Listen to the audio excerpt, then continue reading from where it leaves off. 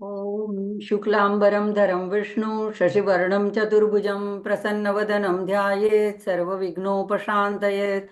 सरस्वती नमस्तुभ्यं वरदे कामरूपिणी विद्यारम्भं करिष्यामि सिद्धिर्भवतु मे सदा। गुरुर्ब्रह्मा गुरुर्विष्णु गुरुर्देवो महेश्वरा गुरुर्साक्षात् परब्रह्म तस्मै श्रीगुरवे नमः। ईश्वरो गुरुरात्मेति मूर्तिभेदविभागिने व्योमवद्व्याप्तदेहाय दक्षिणामूर्तये नमः। माँ की आराधना करते हैं। सिन्दूरारुणविग्रहां त्रिनयनां माणिक्यमौलिस्फुरत्तारानायकशेखरां स्मितमुखी मापीनवक्षोरुहां पाणिभ्यामलिपूर्णरत्नचषकं रक्तोत्पलं बिभ्रतीं सौम्यां रत्नघटस्थरक्तचरणां ध्यायेत् परामम्बिकाम् ध्यायेत् परामम्बिकाम्। त्वदीय पाद पंकजम नमामि देवी नर्मदे। सभी नर्मदा प्रेमी साधकों के हृदय में बसी राज राजेश्वरी श्री ललिता त्रिपुर सुंदरी को नमन, सभी बड़ों को वंदन और सभी को नर्मदे हर। जय श्री कृष्ण। आज की परिक्रमा शुरू करने से पूर्व माँ नर्मदा के अनन्य भक्त जो कृपा पात्र श्री वासुदेवानंद सरस्वती महाराज, जो परिव्राजक और परमहंस कहे जाते हैं, जो जिनको दत्त का अवतार माना जाता है और टेम्बे स्वामी के नाम से भी जो प्रसिद्ध हैं, उनकी बात करते हैं। ये टेम्बे स्वामी ने नर्मदा की माँ नर्मदा की स्तुति में एक नर्मदा लहरी स्तोत्र 1896 में 1896 में उनकी रचना की थी। रचना क्या की थी? उनके मुंह से यह अस्खलित रूप से बह निकला था यह स्तोत्र। तो इसकी कहानी बड़ी रोचक है। ये टेम्बे स्वामी जो है ये उस वक्त उनकी उम्र 42 साल की रही होगी, जो 2 साल से वो हिमालय में अज्ञातवास में रह रहे थे।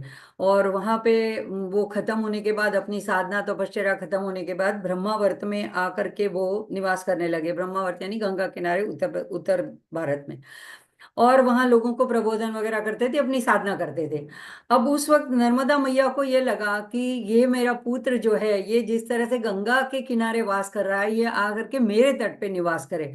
तो माँ नर्मदा ने उनको स्वप्न में एक दृष्टांत देकर ये अपनी मनसा व्यक्त की कि हे पुत्र, तुम आकर के मेरे तट पर आकर के बसो। लेकिन अब टेम्बे स्वामी जो थे, उनके साथ एक मूर्ति थी सोने की दत्त प्रभु की, और वो मूर्ति उनके साथ दत्त प्रभु स्वयं बातें करते थे उनके साथ, उनके गोद में रहकर। छोटी सी मूर्ति थी लेकिन वैसे खेला करते थे, मतलब वो एकदम उनके साथ साक्षात थे। तो वो दत्त प्रभु की आज्ञा के बिना एक कदम कहीं नहीं उठाते थे। तो उन्होंने ये स्वप्न की बात के ऊपर इतना ध्यान नहीं दिया, उसकी अवहेलना कर दी। अब क्या हुआ कि एक जैसे अभी क्यों नर्मदा मैया को ऐसे लगा होगा कि ये मेरा पुत्र मेरे तट पर आकर निवास करे, तो इसके लिए शास्त्र में कहते हैं, तीर्थी कुर्वन्ति तीर्थानि स्वान्तः स्थेन गदाभृता। इसका अर्थ यह है कि जैसे उच्च कोटि के महान संत होते हैं, महात्मा होते हैं, सिद्ध पुरुष होते हैं, उनको तीर्थी यहाँ कहा गया है। तो ये लोग जब आके तीर्थों में निवास करते हैं, वहां पे स्नान वगैरह करते हैं, तो इसी से ये उनकी महिमा बढ़ती है, उनकी पवित्रता बढ़ती है। तो ऐसे उनके स्पर्श से ही तीर्थों को पवित्रता प्राप्त होती है। तो कहा जाता है कि गंगा जी ने भी पृथ्वी पर आने से पहले भागीरथ से यही प्रश्न पूछा था कि अगर मैं पृथ्वी पर आ तो जाऊं, लेकिन लोग आकर के मुझ में अपने पाप धो लेंगे, तो वो सारे पाप लेकर मैं कहाँ जाऊंगी पवित्र होने के लिए। तब राजा ने भी उनको यही कहा था कि शांत स्वरूप वाले ब्रह्मनिष्ठ ऐसे, जब जो दूसरों के पवित्र करने वाले ऐसे साधु, उच्च कोटि के संत महात्मा आपके किनारे पे आप आकर के जब वास करेंगे, तो उनके अंग स्पर्श से ही आपके पाप नष्ट हो जाएंगे। तो ये क्यों ऐसे होगा? क्योंकि उन लोगों के अंदर प्रगट स्वरूप से परमात्मा निवास करते हैं। तो ये परमात्मा के अवतारी पुरुष होते हैं, तो इनके स्पर्श से उनके अंदर के जो परमात्मा है वही ये सारे पाप नष्ट कर दे। तो इस तरह से नर्मदा मैया ने भी यही चाहा कि ऐसे उच्च कोटि के संत, ये मेरा पुत्र आकर मेरे किनारे पे आके वास करे। तो अब उन्होंने तो मना कर दिया, मतलब इस बात पे ध्यान नहीं दिया। अब एक देखो कैसी लीला होती है। एक कुछ दिन के बाद एक आदमी आया वहां, ब्राह्मण, जो चर्म रोग से यानी त्वचा के रोग से त्रस्त त्रस्त था। बहुत भयंकर बीमारी थी उसकी। और उसको किसी ने ऐसे बताया कि अगर तुमको, अगर टेम्बे स्वामी वासुदेवानंद सरस्वती महाराज जी के चरणों का तीर्थ मिल जाता है, चरणामृत मिल जाता है, तो तुम्हारा रोग नष्ट होगा। यही आशा से वो वहां आया, उसने अपना मनोरथ स्वामी जी के सामने रखा। अब स्वामी जी तो बड़ा नाराज हुए, वो ऐसी बातों में विश्वास नहीं करते थे, मतलब ये सब बातों को बढ़ावा नहीं देते थे। तो उन्होंने मना कर दिया साहब कि नहीं नहीं, ऐसे कोई मैं अपना चरणों का तीर्थ नहीं दे सकता हूँ तुम्हें। तो वो लेकिन हठी था और इतना अपने रोग से परवश था कि वो वहीं रुक गया। और एक दिन जब स्वामी जी अपने लेखन कार्य में व्यस्त थे और उन्हें पालथी मार के इस तरह से बैठे थे कि उनका पैर पीछे की तरफ मुड़ा हुआ था, तो इसने मौका देख करके उसके ऊपर जल अर्पण कर दिया और वो जो जल चरणों से गुजरा उसको उसने प्राशन कर लिया। अब जब स्वामी जी ने देखा और उनके ध्यान में बात आई तो बड़े नाराज हुए। बोले ऐसा क्यों किया तुमने? तो इसने अपनी विवशता बताते हुए कहा कि महाराज मेरे पास और कोई चारा नहीं था, मुझे क्षमा कर दीजिए, मैं अपने रोग से बहुत त्रस्त था। तो महाराज कुछ नहीं बोले, लेकिन तुरंत वो जो मराठी में सोवड़ा ओवड़ा बोलते हैं, हमारे में नवेण बोलते हैं, तो ऐसे ही इसमें बहुत विश्वास करते थे। तो वो आचार वगैरह में तो वो जाकर के नर्मदा में स्नान करने चले जाते हैं तत्काल। लेकिन उनको उनको कुछ शारीरिक पीड़ा होने का ऐसा पूर्वानुमान होने लगता है। और रात को उनको स्वप्न में ऐसे आता है कि एक चांडाली स्त्री आके उनको स्पर्श करती हुई दिखाई देती है। सुबह जब उठ के वो देखते हैं तो उनके सारे शरीर पर फोड़े आए हुए थे। और वो जो ब्राह्मण था जिसने उनका चरण तीर्थ लिया था वो संपूर्ण रूप से रोग मुक्त हो गया था। अब ये आश्चर्य में पड़ जाते हैं कि ये क्या माई की लीला है। तो लेकिन उसी रात उनको दत्त प्रभु जो उनके इष्ट थे वो स्वप्न में दृष्टांत देकर कहते हैं कि ये सब तुमने अनधिकारी व्यक्ति को चरण तीर दिया, इसीलिए अनजाने में हुए अपराध की वजह से ये हुआ है। अब तुम नर्मदा तीर पर जाओ और वहां पे तुम 3 दिन, केवल 3 दिन नर्मदा में स्नान करो, तो इसी से तुम्हारा ये अपराध क्षमा हो जाएगा और आपका रोग, आप रोग मुक्त हो जाओगे। तो अब महाराज वहां से ब्रह्मावर से निकल करके नेमावर में आए, जो कि नर्मदा का नाभि स्थान है। इसको नाभि पट्टम भी पहले कहा जाता था। तो यहाँ पे आकर वो माँ माँ से कहते कि माँ, मेरे इस छोटे से अपराध का आपने इतना कठोर दंड दिया, और क्या मेरे अलावा आपके पास को आपका महत्व बढ़ाने वाला और कोई नहीं था? जैसे कि अगर इतने महान संत है, अगर वो स्नान करते हैं और उनका रोग मुक्त हो जाता है तो इससे नर्मदा माँ के नल जल की महिमा बढ़ती है। तो उन्होंने कहा क्या आपने मेरे जैसे तुच्छ व्यक्ति को इस कार्य के लिए चुना? तो ऐसा प्रश्न करते हैं। लेकिन फिर उन्होंने 3 दिन वहां रहकर स्नान किया और पूर्ण रूप से उनका रोग, जो फोड़े वगैरह आए थे वो निकल गए। तो वो इतने आनंदित हो गए मैया का ऐसा प्रभाव देख के। तो उनके मुंह से अपने आप ऐसे एक आनंद से भरकर एक स्तोत्र निकल पड़ा, उसको कहते हैं नर्मदा लहरी। तो ये वो उन्होंने 1896 में, जब वो 42 साल के थे तब उन्होंने ये रचना करी। उनका जन्म हुआ था 1854 में, और निर्वाण उनकी समाधि हुई 1914 में। तो निर्वाण के वक्त वो गरुड़ेश्वर में थे, जिसकी बात हमने पिछले सत्र में करी। तो गरुड़ेश्वर में उनकी समाधि हुई तब भी वहां पे उनका समाधि स्थान है। और नेमावर में उनके चरण, जो जहाँ पे उनका ये रोग मुक्त हुआ था, तो इसका भी एक मंदिर के अंदर, अन्नपूर्णा मंदिर के अंदर इनके चरण चिन्ह रखे हुए हैं। तो ऐसे जो महान संत है उनको कोटि कोटि नमन करते हुए हम अपनी परिक्रमा को आगे बढ़ाते हैं। और यही हमको बताता है कि हमें क्यों ऐसी पवित्र नदियों में जाके क्यों स्नान करना पड़ता है। लोग इस दृष्टि से देखते हैं कि पानी मैला है, मटेला है, गंदा है, यहाँ पे इतने लोग और भी नहा रहे हैं, उनको कोई रोगा तो हमको हो जाएगा। लेकिन विश्वास और श्रद्धा बड़ी चीज होती है। इनमें सुबह सुबह आकर के संत लोग, अदृश्य रूप से ऋषि मुनि लोग स्नान करते हैं, इनके तट के ऊपर तपस्या करते हैं, तो उनका सारा पुण्य फल हमें प्राप्त होता है। इसलिए श्रद्धा रख के हमें नर्मदा में या ऐसी बड़ी गंगा आदि नदियों में स्नान जरूर करना चाहिए। ये कहानी, ये जो कथा है, जो हकीकत है, ये हमको ये इसी बात का हमें जिक्र करती है। तो अब हम आगे बढ़ते हैं कि खेड़ापति हनुमान मंदिर तक हम पहुंचे थे निसरपुर में। और दोपहर की भोजन प्रसादी वहीं से पा करके थोड़ा विश्राम करके फिर हम आगे बढ़े थे। तो वहीं से हमको राइट हैंड साइड के ऊपर रास्ता दिखा दिया था वहीं के पुजारी ने कि कहाँ, यहाँ से आप जाओगे तो राइट लेफ्ट आगे गांव वालों से पूछते पूछते चले जाओगे तो नर्मदा किनारे पहुंच जाओगे। वहां पे मैया का बहुत बड़ा कोटेश्वर ऐसा प्रसिद्ध तीर्थ है। तो देखते हैं। अब ये कोटेश्वर तीर्थ में जाने से पहले हमको ज्योति बहन जिनके यहाँ हम मंगलेश्वर में रुके थे, उन्होंने कहा था कि आप पहले पता करके फिर जाना। तो ये क्यों कहा था? तो देखिए, ये मैया का दर्शन है कोटेश्वर तीर्थ, और बहुत बड़ा विशाल ऐसा तट है, बहुत सुंदर दर्शन है वहां पे। और यहाँ पे देखो, ये इतना क्लियर इसमें शायद ना भी पता चले, जब बारिश ज्यादा होती है तब बहुत महीनों तक, और जब नर्मदा में पानी छोड़ा जाता है तब, तो बांध की वजह से तो ये मंदिर जो है पानी में डूब जाता है, तो जाने का रास्ता जो है वो पानी में डूब जाता है, तो हम नहीं जा पाते हैं। तो इसीलिए ज्योति दीदी ने कहा था कि आप पूछ करके जाना, तो हमने निसरपुर के मंदिर में भी पूछा, उन्होंने कहा नहीं, पानी उतर गया है, आप जा सकते हो। तो ये ऐसे अगर हम नाव से अगर देखें तो इस तरह से ये कोटेश्वर तीर्थ का नज़ारा दिखता है। और यहाँ पे असंख्य ऐसे शिवलिंग नजर आते हैं जो बहुत पुरातन काल से हैं, और कई ऋषि मुनियों ने यहाँ तप तप तपश्चर्या की है।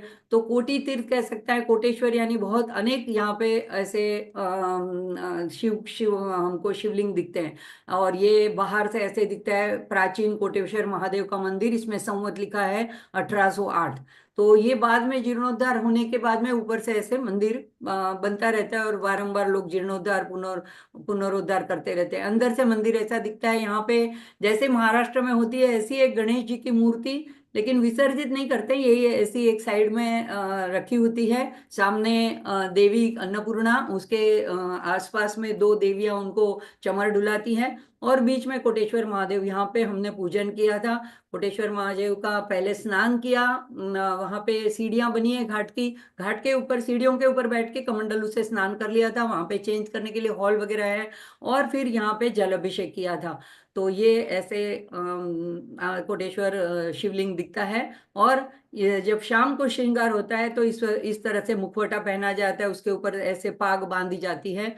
और ये यहाँ पे अद्भुत, मैंने ये अजीब बात देखी कि गणेश जी के नीचे जो एक मूषक रहता है, तो यहाँ मैं आमने सामने दो मूषक एक साथ में थे। ये बड़ी बड़ी पुरातन पत्थर की बनी हुई मूर्ति थी, मंदिर के जाते ही राइट लेफ्ट साइड में। तो और अंदर ये ऐसे इस तरह से अन्नपूर्णा माता जी के सामने दो देवियां चमर ढुलाती है, तो उनके ऐसे जैसे एक कमान बनी हुई है। और एक हनुमान जी का मंदिर है पास में, तो वहां पे भी एक अजूबा है कि एक ही मंदिर में दो हनुमान जी है एक साथ में, ऐसे कहीं नहीं होता है। तो यहाँ पे ये भी एक अजीब बात है। आगे ये सूर्यास्त कोटेश्वर में ऐसा सुंदर दिखता है, इतना बड़ा विस्तीर्ण ऐसा जल प्रवाह है कि बस देखते ही रहो, मैया को देखते ही रहो। और अब हम जब वहां से निकले, दोपहर वहां पे हमको हो गई थी, खाना खाने के बाद हम कोटेश्वर पहुंचे। उसके बाद यहाँ पे पहुंचे जलकोटी सहस्त्रधारा। जलकोटी एक गांव है, और यहाँ से नर्मदा मैया जो है सहस्त्र धाराओं से बहती है। तो इसके पीछे की वे कहानी है कि एक बार ये कहानी हमको ले जाती है रामायण काल में, द्वापर युग में, कि जहाँ पे रावण जो है शिव भक्त था महान, तो उसने बहुत सारे वरदान प्राप्त किए थे शिव जी से। तो सभी देवताओं को, दिक्पालों को हरा कर सबको स्वर्ग से निष्कासित करके उन्होंने बंदी भी बना लिया था। तो हर एक के ऊपर विजय पाना चाहता था। तो ये यहाँ पे इन्होंने ये महिष्मती नगरी कही जाती है महेश्वर को, और उससे ये 5 किलोमीटर आगे जलकोटी नाम का गांव है, वहां पे ये सहस्त्रधारा है। तो सहस्त्रार्जुन की ये नगरी कही जाती है, अभी जिसको महेश्वर कहते हैं, पहले महिष्मती नगरी कही जाती थी। तो ये दत्त प्रभु का बहुत अनन्य भक्त था, और इसकी बड़ी महिमा थी, और इसका बड़ा साम्राज्य था। तो रावण ने सोचा इसको भी मैं जीत के पराजित कर लूं।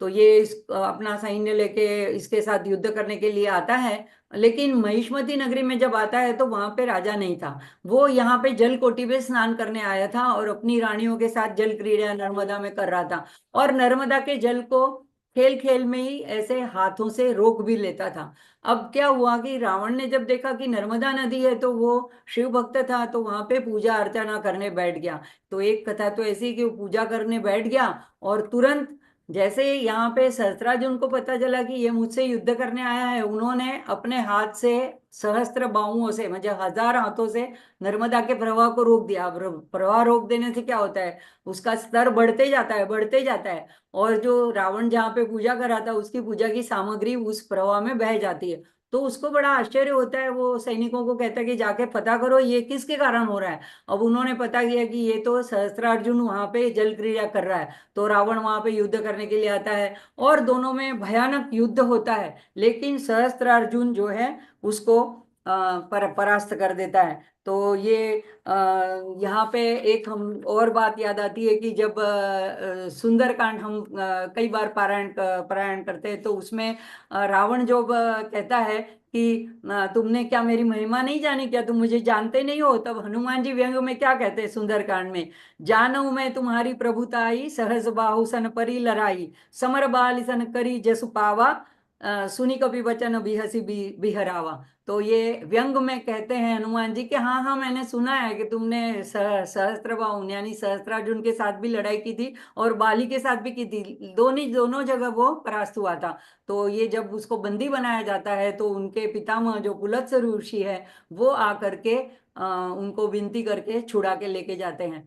तो ऐसी जो इसकी कथा है, ये ऐसे काले ग्रेनाइट के ऐसी चट्टाने हैं कि जिसके ऊपर से जब जल प्रवाह बहता है, इतना अलौकिक सुंदर दृश्य वहां पे देखने मिलता है। और इस दृश्य को आप महेश्वर से भी देखने आ सकते हो बोट में, और एक जगह पे किनारे पे उतर के ये जल प्रवाह सहस्त्रधारा आप देख सकते हो। तो यहाँ पे हम सामने एक मुखी दत्त का बहुत बड़ा संस्थान है, ये एक में वो ऐसा हाँ, मध्य प्रदेश में दत्त का मंदिर है, शिव दत्त धाम बोलते हैं। वहां पे शिवलिंग भी है और दत्त प्रभु भी है। तो वहां पे हमने शाम हो गई थी तो रात्रि विश्राम हमने वहीं पे किया। तो हम देखते हैं वो दत्त प्रभु का धाम कैसा है। तो यहाँ पे अ, ये बाहर से इसका मेन गेट है और अंदर जो शिखर दिख रहा है वो अंदर में उसका मंदिर है। तो ये बहुत बड़ा हॉल है और उसके अंदर सब जगह में कोई दीवार नहीं है, ऐसे खंबे लगे हुए हैं। बहुत बड़ा हॉल है, पूरे मुझे लगता है 500 1000 या उससे भी ज्यादा लोग एक साथ में वहां पे एक साथ में आराधना कर सकते हैं, बैठ सकते हैं। और आसपास का भी मैदान इतना बड़ा है बड़े मेन गेट के अंदर। तो बहुत सारे लोग यहाँ पे इकट्ठा होकर के आराधना करते हैं जब दत्त जयंती होती है या बड़ा उत्सव होता है। अब ये जो यहाँ पे है, तो ये एक मुखी दत्त बहुत सुंदर विलोभनीय ऐसा दत्त का विग्रह है। उसके 6 हाथ हैं लेकिन मुख 3 नहीं है, एक है। और इसी प्लेटफॉर्म के नीचे की तरफ शिवलिंग है, तो इसीलिए इसको शिव दत्त धाम कहा जाता है। और ये जो यहाँ पे सामने प्रतिमा दिखाई गई है वो यहाँ के जो संत थे वो अभी निर्वाण हो चुके हैं। तो उसने वहाँ पे उनकी ऐसे प्रतिमा बना के रखी गई है। तो इसको नाना ना, ना, अन्ना साहेब, ऐसा अन्ना महाराज बोलते हैं, नारायण अन्ना साहेब। अब इसमें पूरे मंदिर में देखो ऐसे शिवलिंग नीचे है, इसके ऊपर ऐसे, ये मैंने ऊपर से निकाली है फोटो। तो ऐसे इस तरह से दिखता है। और 4 कोने में, 2 कोने में, एक में नर्मदा मैया का मंदिर है, एक में गणेश जी का मंदिर है। तो नर्मदा मैया की बहुत सुंदर प्रतिमा है। और अंदर जैसे प्रवेश करते हैं तो एक गौ माता है और उसके साथ 4 जो श्वान हैं वो 4 वेदों के स्वरूप माने जाते हैं। तो ये भी बड़ी सुंदर अलौकिक प्रतिमा है। अब वहां पे रात्रि विश्राम करने के बाद हम लोग दूसरे दिन सुबह निकले तो महेश्वर घाट पहुंचे। तो महेश्वर घाट के लिए इसके पहले हम वहां पे जब रुके थे इनके एक मुखी दत्त के आश्रम में, तो उन्होंने हमारी इतनी अच्छी तरह से व्यवस्था की, एक अलग से कमरा हमको दे दिया था परिक्रमावासी को। और भोजन प्रसादी की सारी व्यवस्था उन्होंने, हमारे सोने के सब व्यवस्था वहाँ पे बहुत अच्छी उत्तम तरीके से करते हैं। साथ में वो लोग 2 दिन गुरुवार को शाम और शुक्रवार सुबह वहीं के आसपास के बच्चों को और जो भी आए सबको भंडारा, अन्न क्षेत्र है तो वहाँ पे अन्नदान करते हैं। तो वो होने के बाद में हमको उन्होंने अपने अंदर कमरे के अंदर जो उनका किचन था वहां पे बिठा करके बहुत प्रेम से हमको प्रसादी, भोजन प्रसादी करवाई। और इसके रात्रि के विश्राम के बाद हम जब निकले तो महेश्वर घाट पहुंचे। अब ये महेश्वर जो माहिष्मति अभी मैंने कहा, तो ये सहस्त्रार्जुन की नगरी थी। वहां पे उन्होंने बहुत तप भी किया था। और आखिर में जब उनका इनकी उनका देह विलय हुआ तभी भी वो वहां पे एक शिवलिंग में समाधिस्थ हो गए थे, क्योंकि वो दत्त प्रभु से उन्होंने यही मांगा था वरदान कि आपके जैसा कोई हो जिसके हाथ मेरी मृत्यु हो। तो टेम्बे स्वामी ने दत्त पुराण लिखा है, उसके अंदर दत्त महात्म्य लिखा है, उसके अंदर ये पूरी कथा आती है। तो उन्होंने अब भगवान सोचते हैं मेरे जैसा कौन, मेरे जैसा मतलब मैं ही, तो परशुराम के हाथों उनकी मृत्यु होती है। और उनका जो है आत्मा उनकी वो वहीं पे राजराजेश्वर महादेव के अंदर समाहित हो जाती है। तो उसका भी एक मंदिर अलग से महेश्वर के फोर्ट में। अब ये महेश्वर फोर्ट बहुत ही देखने लायक है। और इतनी मतलब एक दिन में भी आप सारा नहीं देख पाते हो। लेकिन हमारे पास कम समय था, क्योंकि हम चाहते थे कि महाशिवरात्रि तक हम पहुंच जाए अमरकंटक तक। तो हम कुछ ही घंटे वहां रुक पाए, तो बड़ी सुबेरे पहुंच गए थे। वहां पे घाट पे स्नान किया, मैया का पूजन किया। और ये ऐसे मैया की प्रतिमा रख के घाट के ऊपर ही मैया का पूजन किया। और ये ऐसे कुछ चित्र कुछ मैंने निकाले थे, कुछ मैंने नेट से लिए हैं। तो ऐसा बहुत बड़ा अहिल्याबाई होळकर का हम जितना आभार व्यक्त करें हिंदू सनातन धर्मी वो कम है, क्योंकि उन्होंने भारतवर्ष में इतने सारे हिंदू मंदिरों का जीर्णोद्धार पुनरुद्धार किया है और इतने नए मंदिर बनाए हैं कि मतलब उनका हम ऋण उतार नहीं सकते। इतनी पुण्य श्लोका अहिल्याबाई है, प्रातः स्मरणीय है। तो उनकी उनकी एक बड़ी प्रतिमा वहां पे उनके फोर्ट के अंदर भी साइड में है। वहां पे उनके हाथ में शिवलिंग है, यही दर्शाता है कितनी अनन्य शिव भक्त थी। और बड़ी साध्वी की तरह सफेद वस्त्र धारण किए बहुत सादाई से रहती थी। उनके अपने जो पूजा के देव थे वो प्रतिमाएं, छोटे छोटे विग्रह थे और सोने के झूला वगैरह वो भी वहां पे डिस्प्ले में रखा है, लेकिन वहां पे फोटो निकालने की मनाही थी। अब यहाँ पे एक पेड़ है बिल्व पत्र का, उसमें आप एक सोचो 3 पत्ते, 5 पत्ते, 7 पत्ते से लेके 21 पत्तों तक के बेलपत्र इस बेल के वृक्ष में आते हैं। तो ज्योति दीदी ने हमको खास कहा था कि आप ये बेल वृक्ष को जरूर देखना, उसको छूना। तो दर्शनम बिल्व वृक्ष से स्पर्शनम पाप नाशनम अघोर पाप संहारम एक बिल्वम शिवार्पणम। तो ये बिल्व वृक्ष का भी हमने दर्शन किया। यहाँ पे ऐसे लकड़े के पाट के ऊपर रोज सुबह 8 से 10 के अंदर 8 जन ब्राह्मण लोग बैठ करके छोटे छोटे शिवलिंग, कोटि शिवलिंग, ये 11,000 पार्थिव शिवलिंग की अर्चना करते हैं। उसके ऊपर एक एक चावल का दाना रखते हैं। जैसे श्रावण महीने में पार्थिव शिवलिंग की पूजा होती है, लेकिन यहाँ पे रोज होती है। कई वर्षों से ये अहिल्याबाई ने ही प्रथा चालू की, वहां से ये हो रहे हैं। और अगर हाँ हम भी करना चाहें तो हमें पहले से वहाँ रजिस्ट्रेशन करवाना चाहिए और वहाँ पे शुचिर्भूत होकर के हम बैठ के करके कर सकते हैं। मैंने जब थोड़ा उनसे कहा कि मैं कुछ थोड़े से शिवलिंग बनाऊं, तो उन्होंने मुझे भी परमिशन दी। तो कुछ थोड़े शिवलिंग मुझे भी बनाने का मौका भगवान ने दिया। तो वहां पे ऐसे करके फिर 10 बजे के बाद में उसकी अर्चना होने के बाद में उसको नर्मदा के जल में प्रवाहित कर देते हैं। ये रोज का उनका कार्यक्रम है। तो उसके बाद में यहाँ पे ऐसा एक प्राचीन शिवालय था फोर्ट के अंदर ही, उसमें 2 शिवलिंग थे और बड़ी बड़ी प्राचीन मूर्तियां थी। और सूर्य मंदिर था। तो यहाँ पे सूर्य का रथ और सूर्य के साथ में उसकी प्रभा और सारथी एक महिषासुर मर्दिनी, अ, उसका भी बहुत अच्छा शिल्प था। अन्नपूर्णा माता का शिल्प था। फिर ये काशी विश्वनाथ का एक अलग से मंदिर है, वहां पे काशी विश्वनाथ महादेव का बहुत सुंदर शिवलिंग है। और ये शिवलिंग जो नंदी है, इसको मैं इसका जो आगे का पोर्शन है वो जूम किया हुआ है। वहां पे जो एक प्रतिमा दिख रही है वो है कि मार्कंडेय ऋषि जो पहले बच्चे थे, और जब उसके ऊपर यम का फांस पड़ा तो वो जिस तरह से शिवलिंग को चिपक गए थे, तो उसी को दर्शाते हुए ये छोटे बच्चे को दर्शाया कि वो जिस तरह से लिपट गया था। तो शिवलिंग छोटा सा बनाया है नंदी के पास, और वो मार्कंडेय ऋषि बाल स्वरूप में बताते हैं। ये राजराजेश्वर सहस्त्रार्जुन की बड़ी सुंदर प्रतिमा है। तो ये अनन्य शिव भक्त थे, और उनके भगवान ने दिए हुए सहस्त्र बाहु थे। और ये उनका मंदिर है, शिव जी का शिवलिंग है, राजराजेश्वर महादेव मंदिर बोलते हैं। इसमें 11 अखंड ज्योति है। ये ऐसे नहीं दिखती है, ज्योति दीदी ने बताया था, इसलिए हमने दोनों तरफ से ऐसे झांक के देखा, तो राइट साइड में और लेफ्ट साइड में, एक तरफ 7 एक तरफ 5, ऐसे पुरातन काल से चलती आई ऐसी अखंड ज्योति, ऐसे अखंड 11 दीप है। और ये महेश्वर फोर्ट के ऊपर से मैया का दर्शन होता है। और माँ अहिल्याबाई के अपने निवास स्थान से, अपने झरोखे से भी उनको रोज प्रातः काल में उठते ही मैया का दर्शन होता था, वो मैया को प्रणाम करती थी।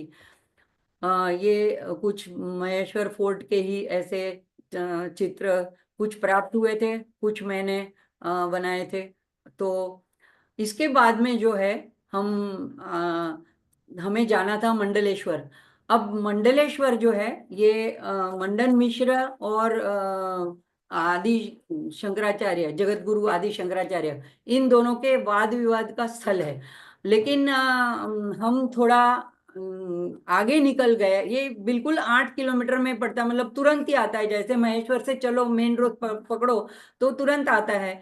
लेकिन पता नहीं होने की वजह से, और कुछ देखो ड्राइवर को भी थोड़ी जल्दी होती है, हम बोलते हैं धीरे धीरे चलो, हम किसी को पूछ लें, पूछ पूछ के आगे चले।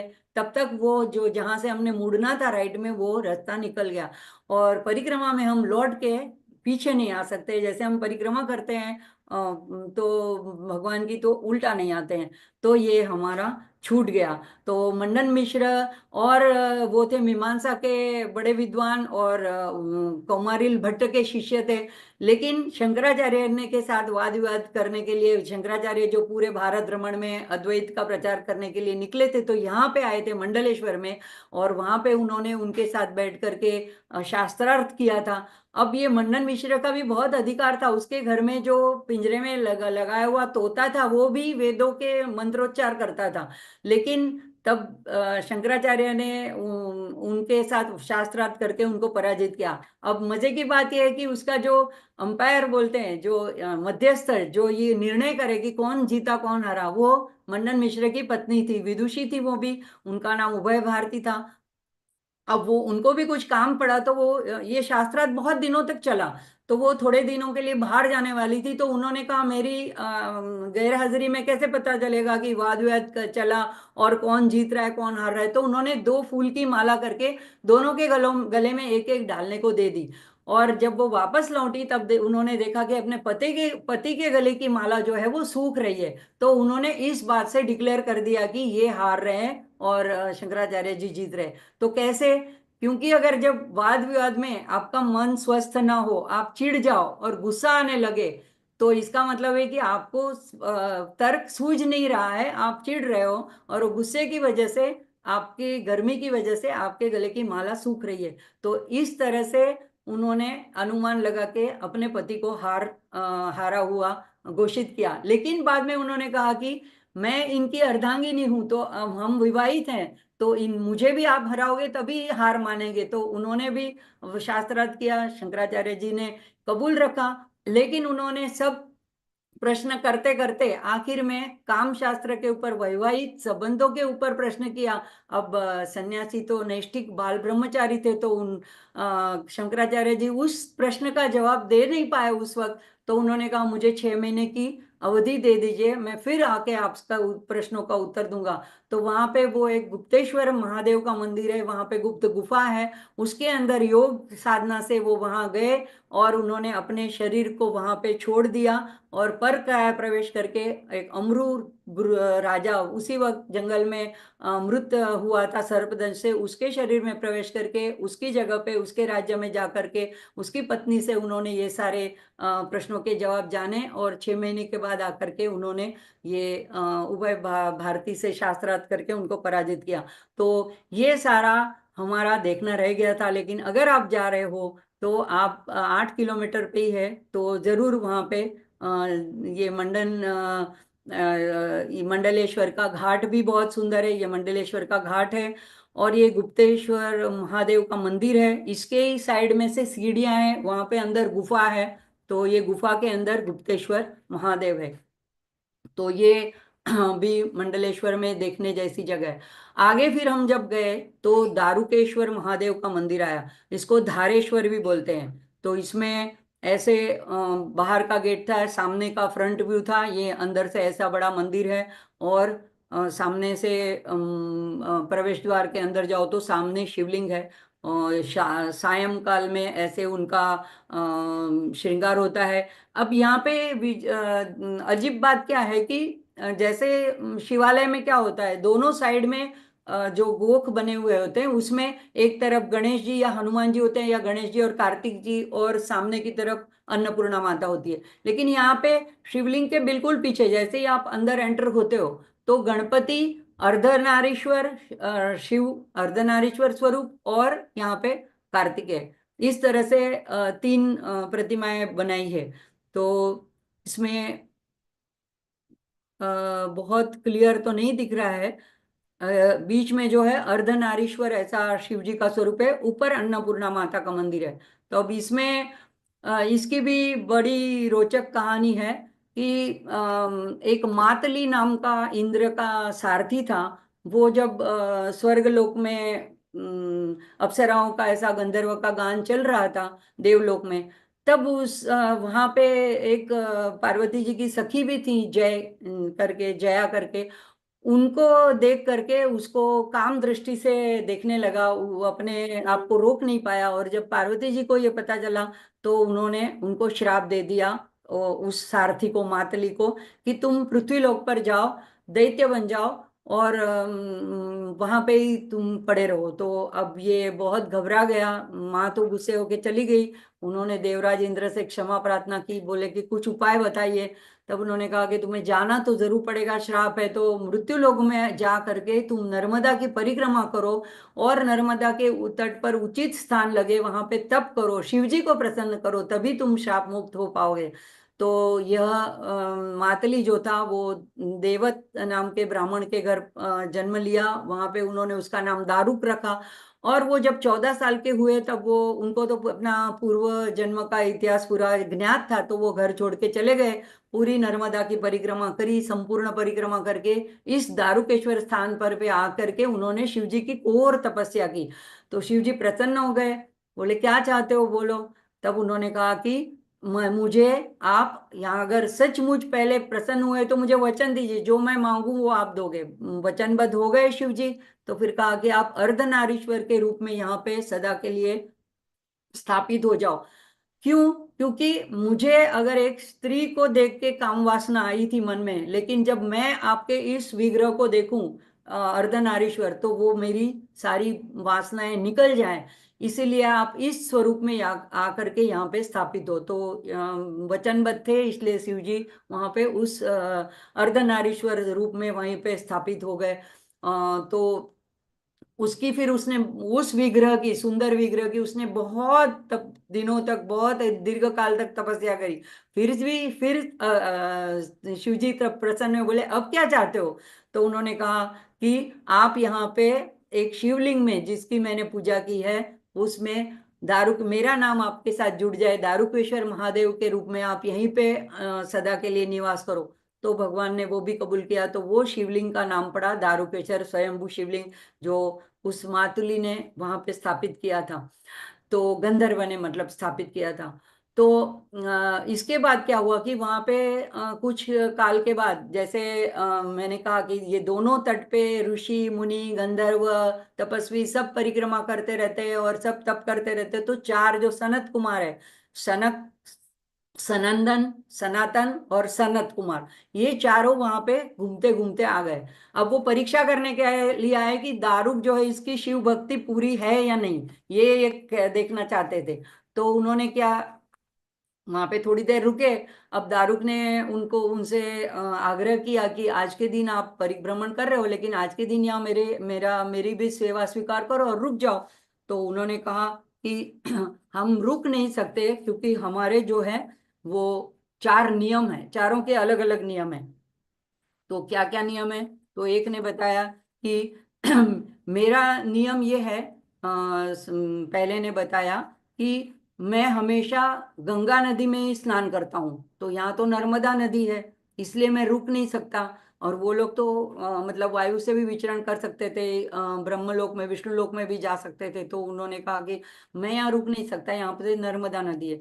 दूसरे ने कहा कि मैं तो समुद्र में ही स्नान करता हूँ, तो समुद्र यहाँ पे है नहीं, तो इसीलिए मैं भी नहीं रुक सकता। तीसरे ने कहा कि मैं एक दिन में एक ही स्थान में 1100 शिवलिंग है, उसका उसकी एक ही साथ पूजा करता हूँ, वो भी यहाँ पे नहीं है, इसलिए मैं नहीं रुक सकता। और सनत कुमार चौथे ने कहा कि मैं जो है नर्मदा के अंतर्गत, प्रवाह के अंतर्गत जो भस्म शिला होती है, उसकी भस्म अपने अंग पे लगा के मैं पूजा करता हूँ, तो वो मुझे ढूंढने जाना पड़ेगा, तो मैं भी नहीं रुक सकता। तो अब दारूक को लगा कि मुझे अभी शिव जी का ध्यान करना चाहिए। उन्होंने शिव जी का ध्यान किया और चारों महापुरुषों के वचन सुनकर शिव जी से कहा कि अब मेरी ये दुविधा है, आप इसको इससे मुझे पार करें। शिव जी ने कहा कि ठीक है, तथास्तु कहा।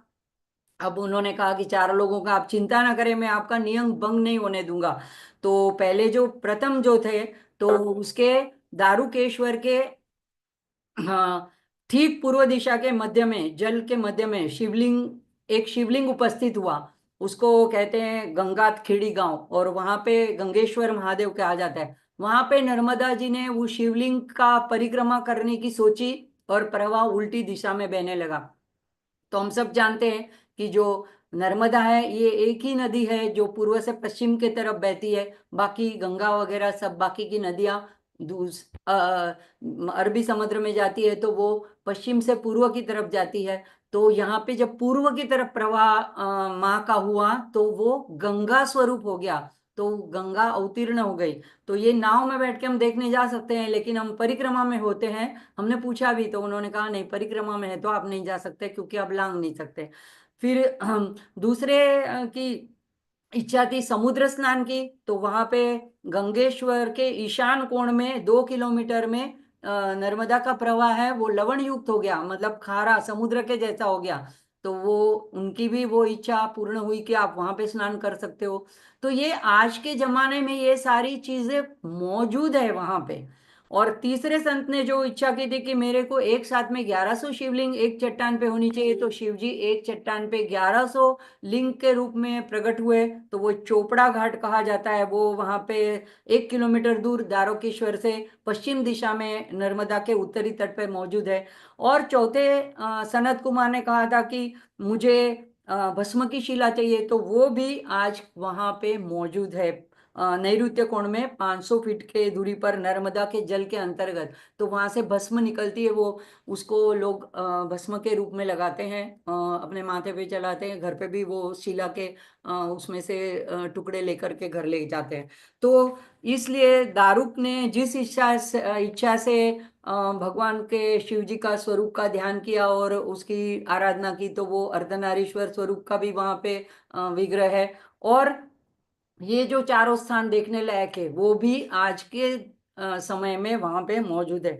तो अब इस स्थान में जब हम गए, तो मंदिर के जीर्णोद्धार का कार्य चल रहा था, और परिक्रमावासी भी वहां रुके थे। तो उन्होंने हमको भी रुकने को कहा कि आप भोजन प्रसादी पाके गाओ जाओ, तो हम रुक गए। वैसे भी 12 साढ़े 12 हो रहे थे, तो अगर हम और कहीं जाते तो ये भोजन का समय निकल जाने वाला था, तो हम रुक गए। अब देखा कि किचन के अंदर, उस दिन वहां पे भागवत सप्ताह का पहला दिन प्रारंभ था, तो सारे लोग उसी की तैयारी में और वो पोटी पोथी यात्रा में पड़े थे। और किचन के अंदर जहाँ पे मंडप बंधा था, वहां देखा तो एक ही व्यक्ति, एक जेंट्स था और दो महिलाएं थी। अब वो लोग सोच में पड़ गए कि एट ए टाइम इतने लोगों की मतलब और चीजें दाल वगैरह तो एक बड़े बर्तन में हो जाता है, लेकिन टिक्कड़ बनानी मतलब रोटियां इतने लोगों की बनानी, ये उनको लगा कि ये सारा मुश्किल है। तब मैं पूछने गई तो मैंने कहा हम कर सकते हैं, हम आपको मदद करें। वो बेचारे इतने खुश हो गए, तो मैंने और मेरी समधन ने, हम दोनों ने मिलके वो टिक्कड़े बेली।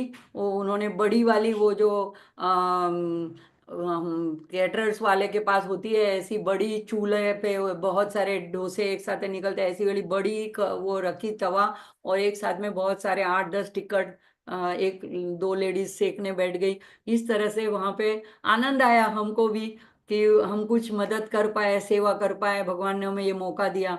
तो हम भी सब लोगों ने जब परिक्रमा वासियों ने भोजन प्रसादी पा ली थी, उसके बाद में हमने भी पा ली। तो वो लोग भी बड़े खुश हुए, तो बहुत जिद कर रहे हैं कि आप एक दिन यहीं पे रुक जाओ, लेकिन हमें जाने की जल्दी थी।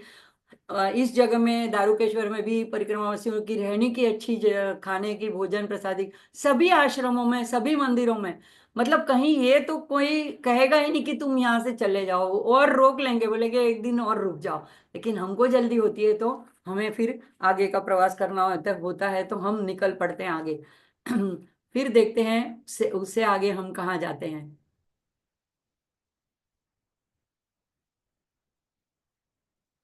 अब यहाँ पे आ गए हम नेमावर में। नेमावर शाम होते होते हम नेमावर पहुंचे। यहाँ पे सबसे पहले जो मुझे शिवालय मिला वो छोटा सा ऋण मुक्तेश्वर महादेव का था।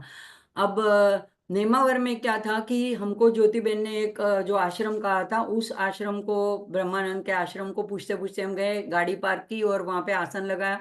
हमारे साथ के दो लोग थक गए थे, तो बोले हम नहीं आते, अभी बहुत सारी सीढ़ियां चढ़ के ऊपर जाना था, अब सीढ़ियां उतर के फिर जाओ, फिर घाट की इतनी सीढ़ियां उतरो। तो लेकिन मुझे तो संध्या पूजा और घाट का स्नान नेवार में करना था। वो नाभि स्थान है भगवान का, नर्मदा मैया का, तो मैं अकेली निकल पड़ी। और देखो ऋण मुक्तेश्वर महादेव में अब किसी ने पूजन करवाया था, तो वो पूजा विधि खत्म होने के बाद में दो बहनें थी, वो ब्राह्मण की बेटियां थी, वो लोग साफ कर रही थी मंदिर, और बोली कि नहीं अभी हम मंदिर बंद करके जा रहे हैं। तो मैंने कहा लेकिन मेरा संध्या का पूजन रह जाएगा, अगर आप मुझे इजाजत दो तो मैं 5-10 मिनट में कर लूं। तो उन्होंने मुझे हाँ कहा, तो मैं अकेली और शिवालय और साफ शिवालय, तो मैं अच्छी तरह से सायं पूजन वहां पे किया। उसके बाद मैं घाट पर चली गई। घाट में वहां पे पूरा स्नान करने जैसी इतनी जगह टाइम नहीं था, तो पंच स्नान बोलते हैं, हाथ पैर मुंह ऐसे करके फिर वहां पे मैया का पूजन किया। और उसके बाद में सिद्धेश्वर महादेव, वो वहाँ का प्रसिद्ध शिवालय है, तो वो सिद्धेश्वर महादेव के दर्शन करने में चली गई। और वहीं की वहाँ पे आरती हो रही थी, वो मैंने अटेंड करी। ये बहुत पुरातन और इसकी कलाकृति इतनी अच्छी है, इसके बारे में भी ऐसा कहा जाता है कि जो सिद्धेश्वर नाम इसलिए है कि सिद्ध संत, ये जो चार है सनत कुमार, उन्होंने सतयुग में इसका निर्माण किया था। दूसरी कथा ऐसी है कि महाभारत काल में कौरव और पांडवों के बीच शर्त लगी, कौरवों ने कहा कि एक रात में शिवालय बनाना है, कौन बना सकता है। पांडव 5 थे, ये लोग 100 थे, इन्होंने बना लिया, और इन पांडवों का अधूरा रह गया सुबह होते होते। तो ये लोग बड़ी जीत की खुशी में मतलब उनको चिढ़ाने लगे। तो भीम को आया गुस्सा, उन्होंने दोनों हाथ से उठा करके ये मंदिर को, जो पूर्वाभिमुख था उसको उल्टा कर दिया, तो ये पश्चिम अभिमुख हो गया। तो ऐसी एक कथा कथा भी कही जाती है इसके बारे में। इसके ऊपर में ओमकारेश्वर है, नीचे के तल में महाकालेश्वर है, और कहा जाता है, मान्यता ऐसी है कि इसमें जल चढ़ाओ तो ओमकार की ध्वनि आती है। हालांकि इतने आवाज के बीच मुझे तो नहीं सुनाई दी थी, लेकिन ऐसी कहा जाता है। और ये ऐसे पीछे की तरफ से मंदिर बहुत ऊंचा शिखर है, ये ऐसे दिखता है। ये शाम के जब श्रृंगार होते हैं शिव जी के, तो बहुत सुंदर लगता है वहां पे। और जब श्रृंगार नहीं होते, अगर आप सुबह में 5 बजे पहुंच जाओ, तो तभी आप खुद जल चढ़ा के पूजा कर, प्रातःकालीन पूजा कर सकते हो। तो ये पूजा मैंने सुबह प्रातःकालीन की थी। और सामने इतना बड़ा नंदी है, नंदी के लिए भी एक अलग छतरी बनाई हुई है, तो उसके ऊपर भी ऐसा छत्र है। और सारी पत्थर, काले पत्थर की बनी हुए, लाल पत्थर की बनी हुए, और शाम के वक्त बहुत सुंदर लाइटिंग वगैरह होती है तो सुहाना दृश्य लगता है। मैया का दर्शन ऊपर से ही, उनके आसपास जो ऐसी गैलरी जैसा बना है वहां से मैया का दर्शन होता है।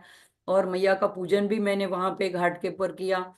और ये जो मैंने आगे कथा बताई, तो ये स्वामी के चरण चिन्ह हैं अन्नपूर्णा आश्रम में, नेमावर में। तो ये चांदी के ऐसे बनाए हुए पादुका जैसे, ये लेकिन मैं नहीं देख पाई थी क्योंकि उस वक्त हमको इतना समय नहीं था, अंधेरा हो गया था, उसको ढूंढना मेरे लिए मुश्किल काम था। तो लेकिन अगर आप जाओ तो ये इस जगह पे जरूर विजिट करना। इसमें एक दत्त की मूर्ति भी है, बहुत सुंदर छोटी सी मूर्ति है। ऐसा कहा जाता है कि इनके द्वारा स्वामी जी के द्वारा, टेम्बे स्वामी जी के द्वारा पूजित है, बहुत मनोरम्य मूर्ति है। ये दोनों, और ये नाभि स्थान है तो इसका बड़ा महत्व है। यहाँ पे रुकने का, यहाँ पे स्नान का, दान का बहुत महत्व है। लेकिन एक रात हम रुके थे और दूसरे दिन सुबह हम वहां से निकले। तो नेमावर में सुबह घाट के ऊपर सूर्योदय, बहुत ही सुंदर दृश्य था। पंछियों की आवाज आ रही थी, शांत वातावरण, मैया का शांत जल प्रवाह, और एकदम खुशनुमा, ऐसी ठंडी, बहुत ठंडी भी नहीं थी। और सामने सूर्योदय हो रहा था, उसकी किरणें पड़ रही थी नदी के पानी में, तो सोनेरी जल प्रवाह दिख रहा था। बहुत सुहावना दृश्य था। और आगे जब हम चलते हैं तो रास्ते पे, मेन रोड पे ही, ये त्यागी जी महाराज का एक आश्रम आता है, पीपल नेरिया में। खास करके हमको ज्योति दीदी ने बोला था कि यहाँ के संत को आप जा करके मिलना।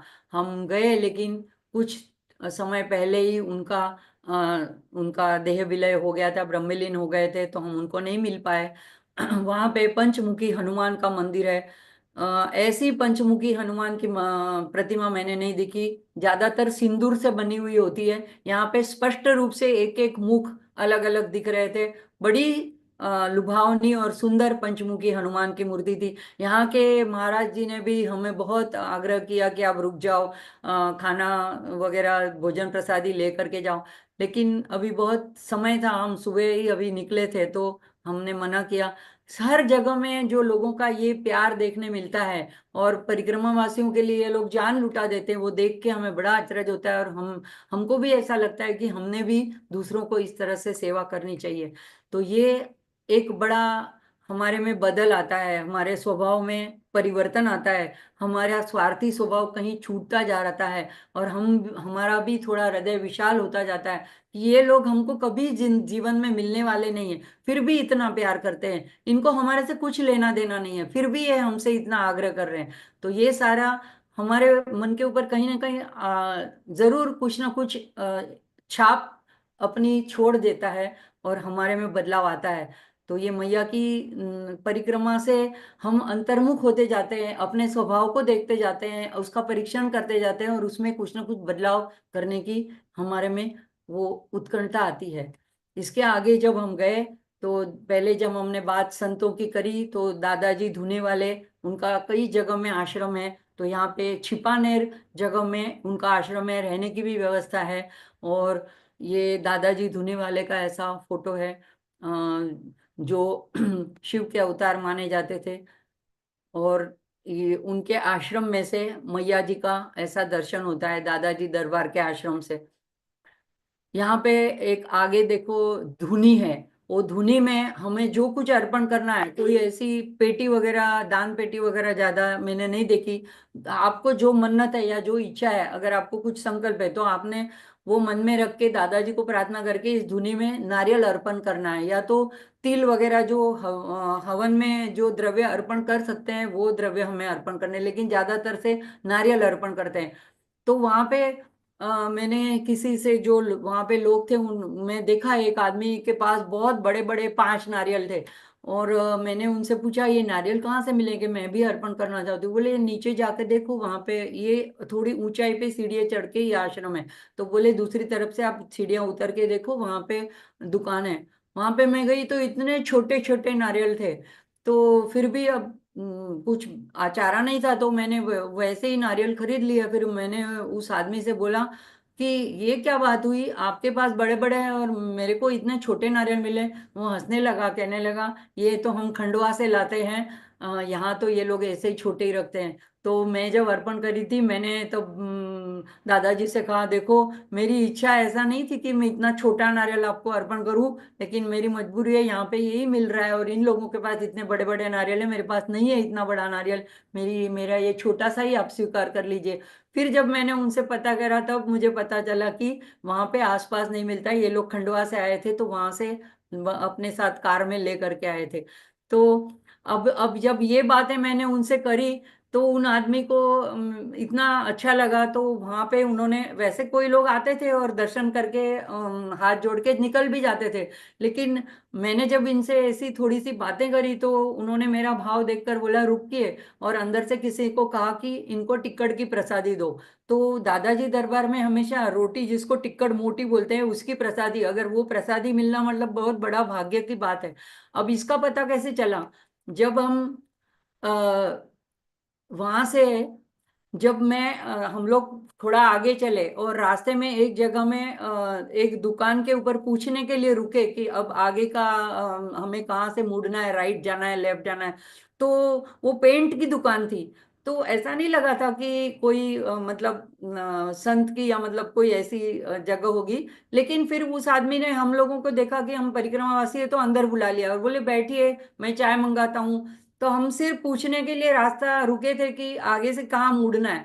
तो फिर अब देर हो रही थी तो मेरे साथ के लोगों ने तो और कुछ खा लिया, मैंने कहा चलो वो टिक्कड़ की प्रसादी मिली है वही खा लेते हैं।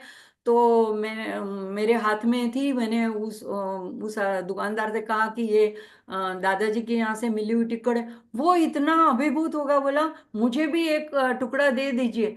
तो मतलब कि उस चीज की उसके लिए इतनी वैल्यू थी, वो इतनी आधी टिकट थी मेरे पास, मैंने उसको एक दिया। उसके साथ में उनका जो काम करने वाला सेवादार था वो बोला, नौकर था वो बोला मुझे भी दे दीजिए एक टुकड़ा, उसको भी दे दी। बोले कितने दिनों से हम चाहते हैं कि दादाजी दरबार में जाए लेकिन जा नहीं पाते दुकान छोड़ करके। तो इतने खुश हो गए, देखो इतने भाग्य की चीज मुझे ऐसे ही दो शब्द बोलने से उस आदमी ने दे दी थी। तभी हमको उसका महत्व चलता है, पता चलता है कि टिक्कड़ मतलब कोई ऐसी सादी रोटी नहीं थी, वो उसके अंदर दादाजी का जो आशीर्वाद था, जो मेरे लिए कुछ उनका प्रसाद था वो छिपा हुआ था। तो वो लेते, वो चाय के साथ मैंने वो टिक्कड़ इतनी सी 1/4 मिली मेरे हिस्से में आई, उसी से मेरा पेट भर गया। मुझे इतना अजीब लगा, देखो भगवान किस तरह से मेरी लाज रखते हैं। मुझे बाहर का होटल का खाना नहीं पड़ा कभी भी परिक्रमा में, या आश्रम में मिल गया, या ऐसे टाइम अगर हम आश्रम में नहीं पहुंचे तो मुझे ऐसे कोई कोई ना कोई तरह से प्रसाद के रूप में कहीं से कुछ ना कुछ मिल गया। इसके बाद ये दादाजी के इसमें ही और 3 स्वरूप है। तो ओम, ओम रीम ओम श्रीम ओम क्लीम, ऐसे 3, एक तरफ दादाजी एक तरफ देवी माँ है, नर्मदा माँ। और यहाँ पे दादाजी के दरबार में हमेशा 3 बार नर्मदा जी की आरती होती है, सुबह दोपहर और शाम को। इसके आगे गए तो हंसेश्वर महादेव सीलकंठ मंदिर है, ये भी अभी इसका जीर्णोद्धार हो रहा था। तो वहां पे वहां पे भी हमने पूजन किया, और सामने मैया का इस तरह से पट दिख रहा था, नावें भी चल रही थी उसमें। और उसके बाद में 2 किलोमीटर 3 किलोमीटर में आगे दूसरा गांव पड़ता है, वहां पे नीलकंठ महादेव। तो नीलकंठ महादेव के मंदिर में नीलकंठ महादेव की भी पूजा करी। सब जगह में आसपास में फूल पेड़ बेलपत्ती ऐसे मिल जाती थी कि वहीं से तेरा तुझको अर्पण ले लो, कनेर के फूल ले लो, ये गुड़हल का फूल ले लो, ये धतूरे के फूल ले लो और चढ़ा दो भगवान को, अगर समय मिले तो माला बना लो और माला करके चढ़ा दो। तो बहुत आनंद आता था। उसके आगे जब जाते हैं तो पहाड़ों पे ये विजयासन धाम है, विंध्यवासिनी विजयसिनी माता बोलते हैं इसको। और शायद इसकी कथा हम पूरी कर पाएंगे। तो क्या हुआ, 300 साल पहले बंजारे लोग यहाँ से गुजर रहे थे इस स्थान से। ये बहुत ऊंची पहाड़ी पर 1400 पौड़ियां हैं, पहाड़ी पर ये स्थान है माँ का। और रक्त बीज के हनन करने वाली बीजसेन माता कही जाती है, विंध्यावासिनी भी कही जाती है, और विजयासन धाम कहा जाता है तो विजयासन माता भी कही जाती है। तो यहाँ पे माँ का स्वयंभू प्रकट ये स्वरूप है। तो ये 300 साल पहले बंजारे लोग यहाँ से गुजर रहे थे चारों की तलाश में अपने पशु धन को लेकर के। तब अचानक से ये हुआ होता है कि उनके पशु गायब हो जाते हैं। तो सब ढूंढने लगते हैं, उसमें से जो एक वृद्ध बंजारा था वो एक और ढूंढ रहा था, तो एक छोटी बालिका आई, उसने बोला क्या सोच में पड़ रहे हो, क्या ढूंढ रहे हो?" तब उसने सारी हकीकत बताई। तब बालिका ने कहा कि आप माता जी का पूजन अर्चन क्यों नहीं करते, वही आपकी समस्या दूर कर देगी, आपकी मनोकामना पूरी कर देगी। उन्होंने कहा यहाँ पे कोई हमें तो धाम नहीं दिख रहा है माता जी का, हम कहाँ ढूंढे माता जी के स्थान को। तो कन्या ने एक ऐसे पत्थर फेंक के संकेत किया, और जहाँ पे वो पत्थर गिरा वहीं पे माँ का प्रकट स्वरूप प्रकट हो गया, स्वयंभू। तो इन लोगों ने जा करके उस थोड़ा सा छोटा सा मंदिर बनवाया। अब तो बहुत बड़ा काफी मंदिर हो गया। उसके बाद बाद बहुत लोगों ने उसमें जीर्णोद्धार करके उसकी और सारी शोभा कर दी। लेकिन असल में वो बंजारों ने बनाया हुआ था। तो वहां पे जैसे ही उन्होंने पूजा अर्चना खत्म करी तो उनके पशु वापस उनको मिल गए, वहां पे प्रकट हो गए, जो उनको पहले अदृश्य दिख नहीं रहे थे।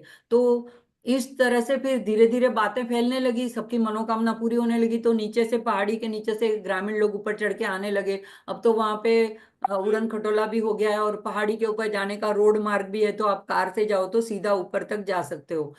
सीढ़ियां चढ़ के ज्यादातर कोई नहीं जाता है, या तो रोपवे से जाते हैं या तो फिर कार से जाते हैं।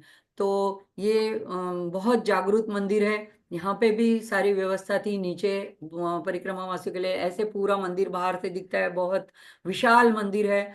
और ये ऊपर से ऐसे पूरी पहाड़ी, और बहुत दूर मैया का एक छोटा सा प्रवाह दिखता है, लेकिन धुंध होने की वजह से नहीं पता चलता है। ये माँ का ऐसा स्वयंभू प्रकट स्वरूप है। पास में भी दो दूसरी सरस्वती माता और दूसरी माता का मंदिर है। और यहाँ मुझे लगता है हम आज का हमारा जो सफर है वो यहीं पे रोक लेते हैं। आगे हमें ब्रह्मांड घाट या ब्राह्मण घाट या बरमान घाट बोलते हैं, वहां पे पहुंचना है। हम अभी दोपहर के वक्त हम यहाँ पे थे विजासनी माता के मंदिर में। शाम तक हम बरमान घाट तक पहुंच जाने वाले थे। तो इसकी परिक्रमा हम इसकी आगे चर्चा हम अगले सत्र में करेंगे। इस सत्र को हम यहीं विराम करते हैं। ओम पूर्णमद पूर्णमिदं पूर्णात् पूर्णमुदच्यते पूर्णस्य पूर्णमादाय पूर्णमेवावशिष्यते। ओम सहना भवतु सहनौ भुनक्तु सह वीर्यं करवावहै तेजस्विनावधीतमस्तु मा विद्विषावहै। ओम शांति शांति शांति। हरि ओम श्री गुरुभ्यो नमः। हरि ओम। नर्मदे हर, नर्मदे हर, नर्मदे हर।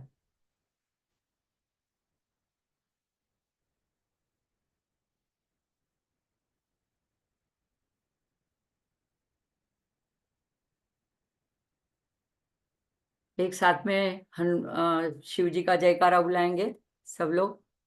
ओम नमः पार्वती पतये हर हर महादेव हर। सबका आभार। जागृति बहन का खास करके, क्योंकि मेरे सारे इतने फोटोग्राफ्स जो थे वो तुरंत ही वो मुझे पीडीएफ पीपीटी बना के दे देती है। और मिहिर भाई का आभार जो हमेशा मुझे प्रेरित करते रहते हैं आगे आगे अपना संवाद सत्र बोलने के लिए। तो सभी का आभार, आप सभी नर्मदा प्रेमी भक्तों का आभार, और माँ नर्मदा का आभार।